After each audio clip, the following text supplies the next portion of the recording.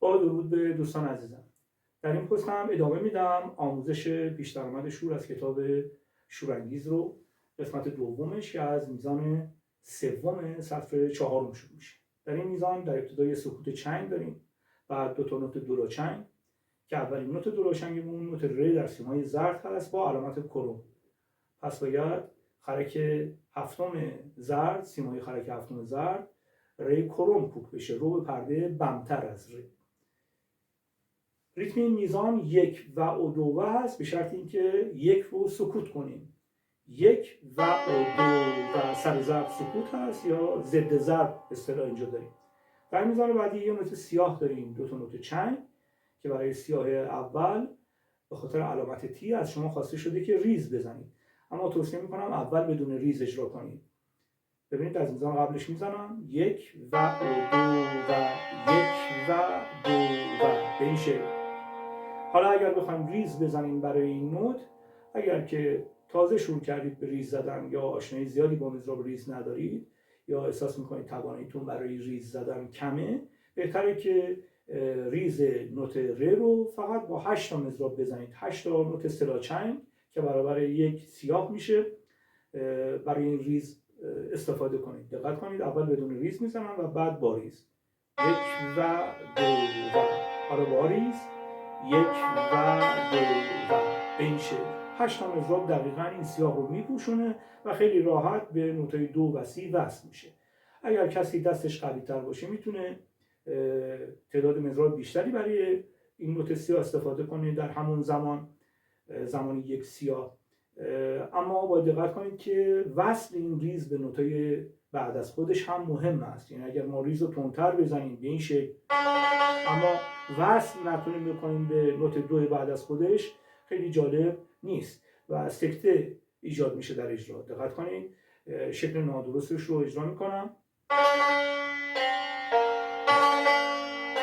الان من ریتم رو دارم کاملا حفظ میکنم، اما چون این ریز به نوت بعد از خودش متصل نمیشه، حس خوبی نداره، اجرای زیبایی نیست. اما به این شکل خیلی راحت و هم متصل میشه. بعد از تکرار این دو میزان آخر سطر 4 رو اجرا میکنیم که نسبتا ساده است. یک و او دو و او با شمارش کنیم. یک و دو میزان اول سطر بعد در واقع یک پرده پایین‌تر از اون چیزی است که در ابتدای این فایل گفتم در سیمای زرد، اینجا در سیمای سفید. یک پرده پایین‌تر با همون مضراب گذاری اجرا میکنیم. یک و دو و یک و دو و این شکل. یک و دو و یک و دو و. در میزان بعد اگر دقت کنید یه نوت چنگ داریم با دو تا نوت دولاچنگ که این الگو تکرار شده. شمارشمون به این شکل خواهد شد: یک و دو و او. شکل ساده اینطور هست: یک و دو و، حالا به شکل یک و دو و او که فقط نوت فا در ابتدای این میزان در سیمای سفید اجرا میشه. دقت کنید که باقی نوت‌ها همه در زرد هست و احیانا اشتباهاً از خرک اول سیمای سفید استفاده نکنید، چون این می کرون هست در حالی که ما به می بمول نیاز داریم بر اساس سرکلید که نوشته شده می بمول. بنابراین می این شکل خواهد شد: یک و دو و یک و دو و به مضراب گذاری هم خیلی دقت کنید: راست راست چپ، راست راست چپ به این شکل. و در ابتدای سطری که مونده به آخر هم همین الگو استفاده شده: یک و دو و یک که به دو ابتدای میزان دوم وصل میشه. در این میزان باید دقت بیشتری کنید به خاطر اینکه نوت دو سیاه هست، یک و رو میپوشونه. ابتدای ضرب دوم یه سکوت چنگ داریم و دو و می که شکل دولاچنگ نوشته شدن در انتهای میزان گفتم روی و ضرب دوم. بنابراین به این شکل خواهد شد از نظر ریتمیک: یک و دو و او، یک و دو و او. طبیعی است که این دو تا دولاچنگ باید به نوت اول میزان بعد وصل بشن. در میزان بعد یه الگوی چنگ نقطه دار دولاچنگ در ابتدای میزان داریم که توصیه من این است که به شکل یک و او دو و با تاکید روی او. دقت کنید یک و او دو و. اون او رو تاکید میکنیم روش به خاطر اینکه نوت دوی دولاچنگ در این میزان باید روی اون او اجرا بشه. یک و اختصاص پیدا میکنه به اون چنگ نقطه دار ابتدای میزان. یک و او دو و به این شکل. یک و او دو و یک و او دو و به این حالت. در میزان بعد یه نوت سیاه داریم، یه سکوت چنگ و یه چنگ، به این شکل خواهد شد. یک و دو و یک و دو و سر ضرب دوم البته سکوت هست. میزان بعد میزان ساده است. یک و دو و این شکل خواهد شد. در میزان آخر سطر ششم هم الگوی ریتم ما شبیه میزان دوم سطر ششم هست. اونجا این مطلب رو داشتیم، یک و دو و او، و اینجا این مطلب رو داریم، یک و دو و او. نوتش یه تفاوت ناچیزی پیدا کرده.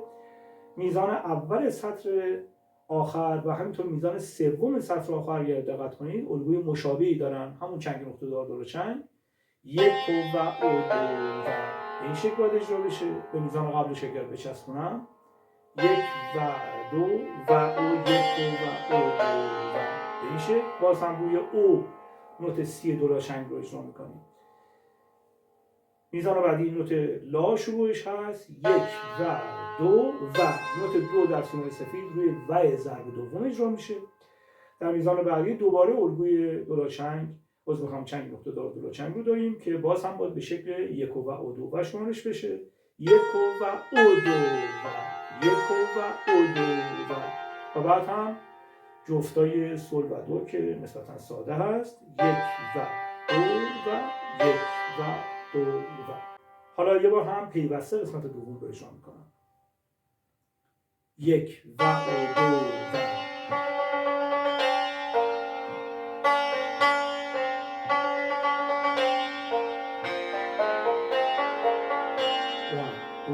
و یک.